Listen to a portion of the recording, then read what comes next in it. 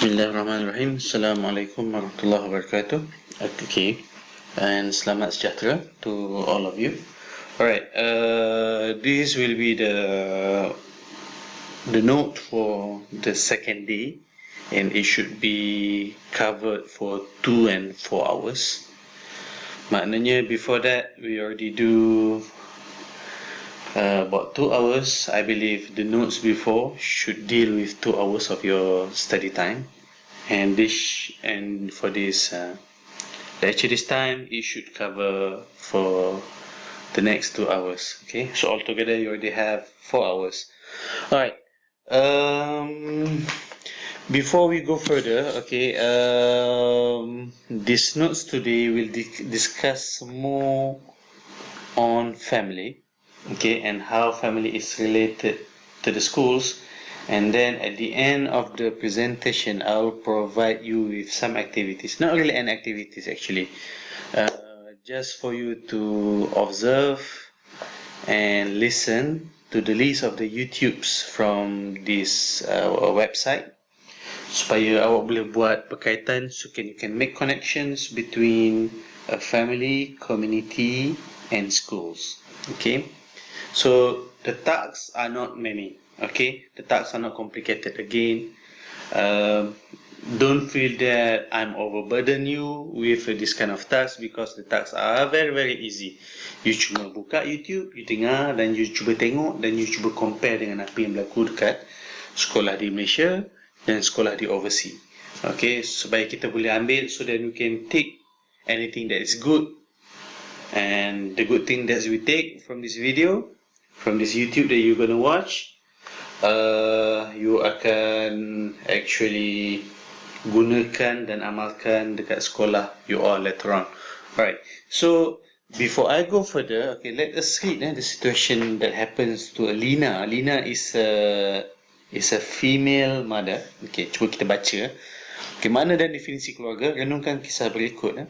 Ketika pulang dari pejabat, pelbagai perkara yang wujud dalam pemikiran Lina. Imagine Lina sekarang sedang driving.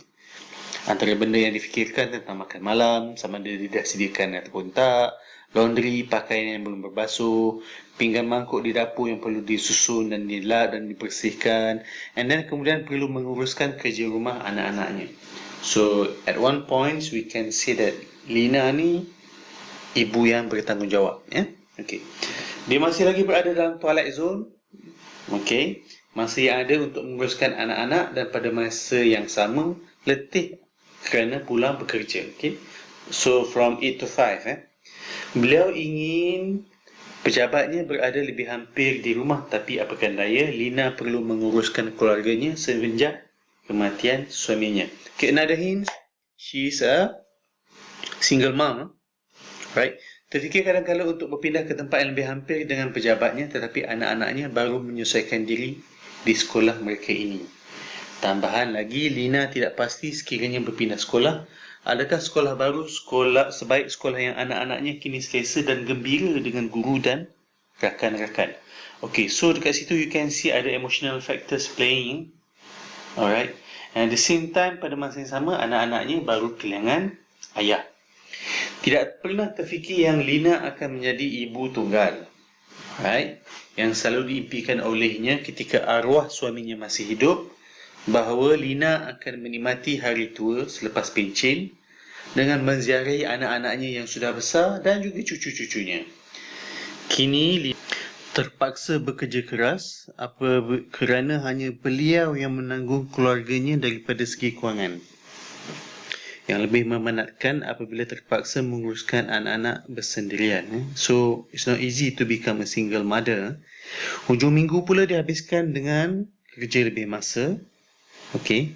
Dan pernah pada suatu malam, anak sulungnya menunjukkan hasil kerja sekolah.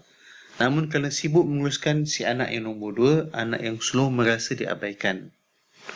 Dan 2 minggu ke depan, anaknya akan mengadakan persembahan di sekolah, dan Lina, she's not sure either she could attend or not.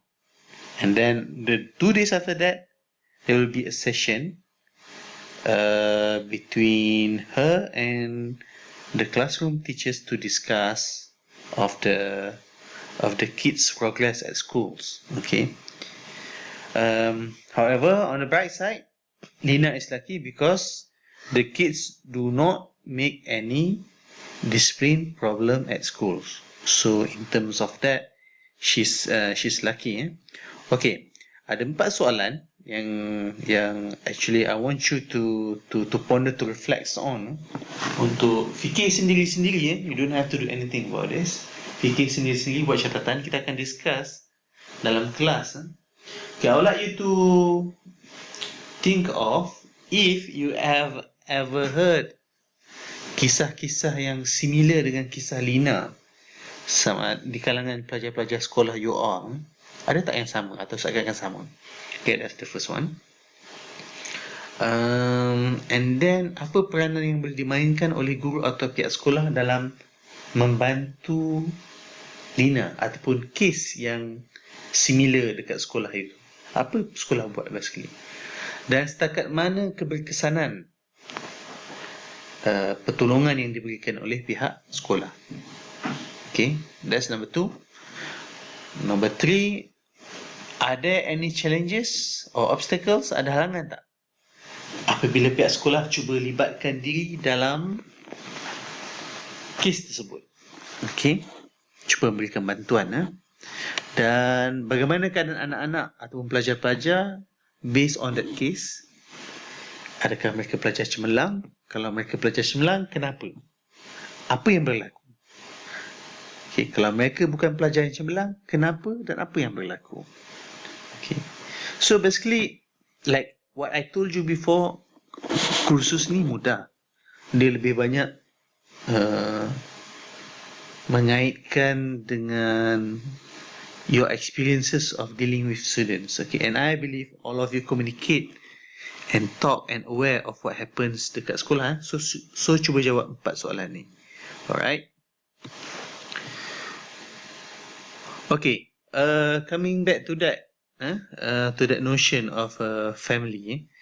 Kenapa saya bawa cerita Lina pada sesi kelas hari ini? Apa sebenarnya yang saya cuba nak sampaikan? Okay, saya ada lebih banyak soalan. Saya nak awak fikir soalan-soalan saya ni. Adakah anak-anak Lina berasal daripada keluarga yang berkesan, effective family? And apa yang kamu faham tentang keluarga yang berkesan? Okay, based on what I read the story just now, okay, kalau you tengok katakanlah Lina, dia sibuk dengan dia sibuk dengan her works, kerja dia, balik rumah penat dan tak ambil berat langsung tentang anak-anak dia punya kerja rumah. So, what's going to happen to the kids? Dan bayangkan apa yang akan terjadi pada anak-anaknya kalau Lina actually does not really take a look into anak-anak dia punya homework yang dibekalkan oleh guru-guru di sekolah. Okay, so what I'm trying to say is keluarga actually, even though you have ada ayah, ada ibu, ada anak-anak, but you must remember keluarga basically berkesan dan dia beroperasi sebagai satu sistem sosial yang saling berhubungan, interconnected between each other. Setiap individu dalam keluarga tu ada peranan dia. Okay, it's not just there as a family semata-mata. Okay, dan jaringan interconnection ni dia akan mempengaruhi ahli keluarga yang lain. Sebagai contoh, kita imagine andai kata, okay, husband ni masih hidup, husband Lina masih lagi hidup. Jadi mungkin Lina bekerja 8 sampai 5. Husband dia, andai kata husband dia masih hidup, husband dia maybe bekerja cuma bekerja online. Jadi husband dia probably akan take care of the kids more compared to the Lina. Faham tak? Dan setiap keluarga berbeza-beza. So it's very important for school teachers atau pihak sekolah memahami bahawa sistem sosial, the connections, the interconnections between families of your kids are different. Ada students yang datang daripada keluarga yang ibu tunggal, cara dia beroperasi ataupun cara dia menguruskan kehidupan dia seharian berbeza dengan keluarga yang mempunyai ibu dan ayah. You faham tak? So they don't have to really think about other things compared dengan ibu tunggal. Lina tadi tu, sebagai contohnya, dia perlu fikir kat ujung minggu. Keluarga normal yang lain, keluarga yang ada ibu dan ayah ni mungkin probably boleh bawa anak-anak dia keluar, tapi Lina kena fokus pada mikirkan tentang cari kerja, buat kerja lebih masa supaya duit yang dia digunakan tu boleh untuk menampung anak-anak. Okey? Dan guru hanya boleh memahami pelajar sekiranya guru memahami keluarga pelajar tersebut. Okey? Dan pihak sekolah perlu melihat pelajar berada dalam sistem sosial yang sangat-sangat rumit, because semuanya saling berkaitan. Okey, saya buat contoh yang lain. Okay, contoh yang lain, kalau you tengok pada nombor 6, katakanlah anda mempunyai seorang pelajar yang datang daripada keluarga yang terpisah. Anda perlu faham bahawa pelajar itu kemungkinan mempunyai satu, ibu yang kemungkinan hidup bersorangan, ibu tunggal. Ibu yang kemungkinan telah mengahwini lelaki lain yang bukan ayah kandung kepada pelajar tersebut. Okey, situasi dia berbeza.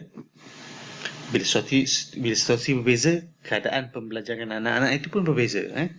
Bapa kandung yang kemungkinan hidup bersorangan, dialah ayah, dialah mak. Ataupun bapa kandung yang telah berkahwin lain. So, anak-anak mempunyai ibu tiri. Dan dalam family itu mungkin dia mempunyai adik-beradik tiri ataupun adik-beradik kandung, lain mak dan lain ayah.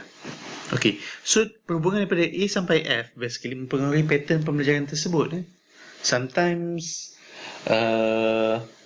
contoh dengan adanya keluarga tiri, mungkin keluarga sebelum ni anak tak ada masalah untuk share barang kegunaan sekolah, sebab because they are siblings, adik-beradik. Tapi selepas proses perceraian, ibu kahwin lain ataupun ayah kahwin lain, dapat adik-beradik tiri yang baru. So basically mungkin ada stigma ataupun ada perasaan tak selesa untuk share barang-barang kegunaan sekolah dengan adik-beradik tiri. Jadi ini mempengaruhi pattern pembelajaran pelajar tersebut. Ataupun to the extent that mungkin mempunyai ibu dan ayah tiri yang sangat-sangat garang. Okey, lain, totally lain.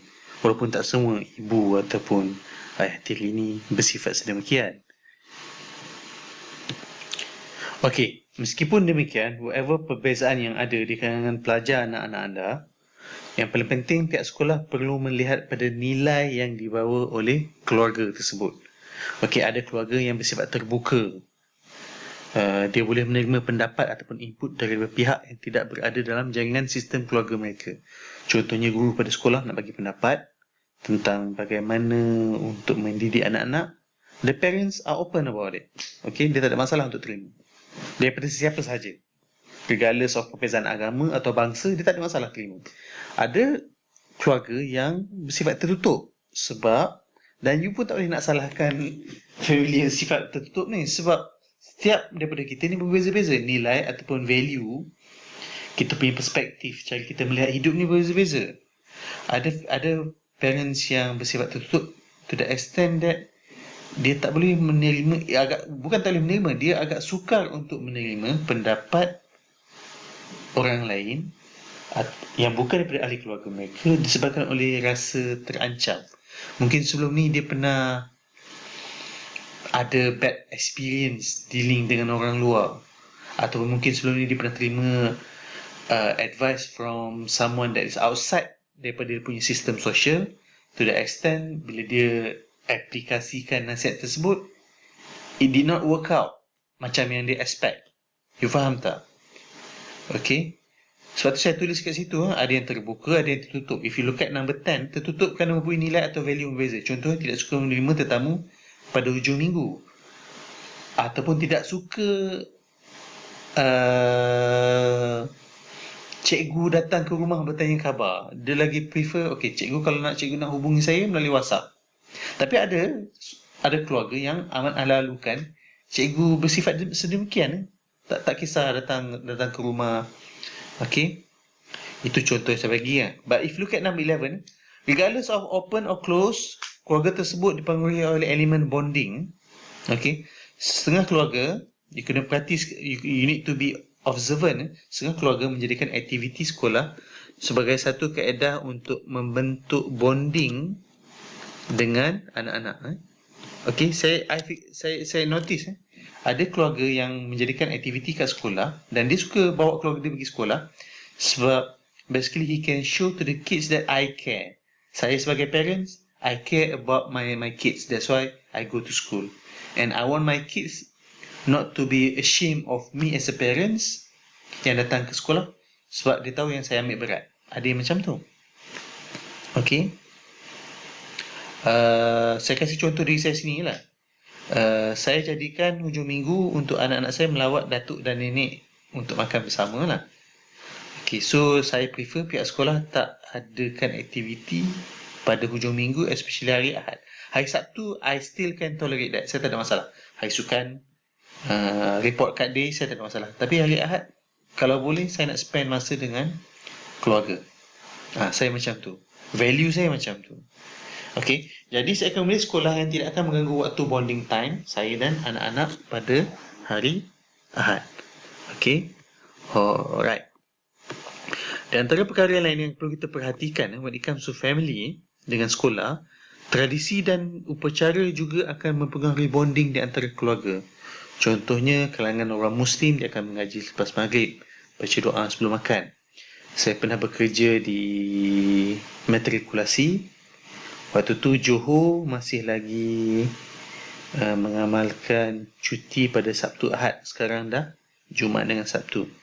So there were basically requests from Christian students to let them go out pada hari Ahad.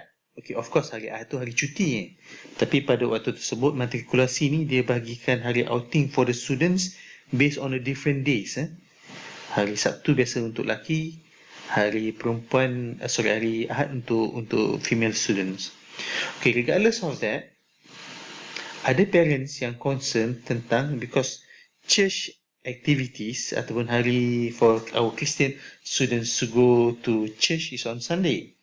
Jadi ada parents yang request untuk pihak asrama tidak adakan apa-apa aktiviti pada hari Ahad, supaya anak-anak mereka boleh pergi ke church.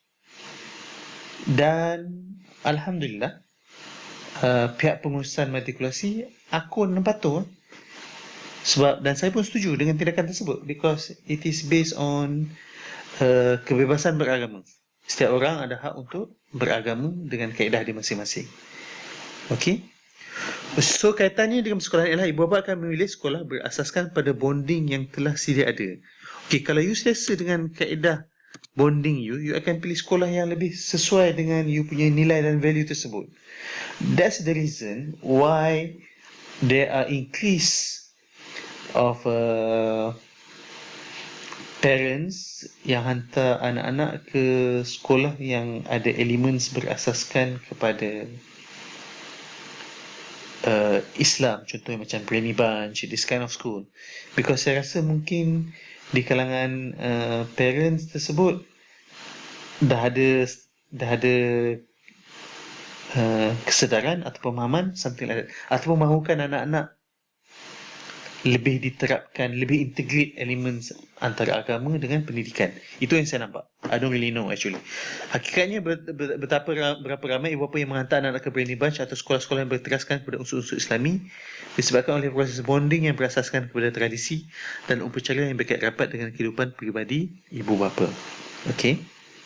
Alright. So sekolah basically have to respect that, have to aku with their choices. Dan kehidupan peribadi ibu bapa pula akan dibentuk oleh pengaruh agama, status sosioekonomi, geografi, bangsa ataupun suku kaum. Dan for number 16, for number 17, nombor 15 dan 16 tu, A until D, pengaruh agama, status sosioekonomi, geografi, bangsa atau suku kaum adalah basically a base for a society. Okay. So I have this activity, but wait, I think maybe this should not be here, this activity. Alright, let me find some of the stuff for you first. Okay, so before I let you go, please look at the activity number 2. I provide you 3 links. I would like you to click on those links, and then I would like you to watch, and I would like you to be very, very observant. Okay. Perhatikan betul-betul, dengar dengan teliti. I would like to enjoy the movies. There are short movies, and I believe you learn a lot of stuff from there. Okay, and then please answer my questions number 4. What do you learn from these links which are related to my discussion today? Okay, with all, I would like to say thank you, salam sejahtera, and enjoy your master school holiday for second notes. Alright, thank you very much. Bye-bye.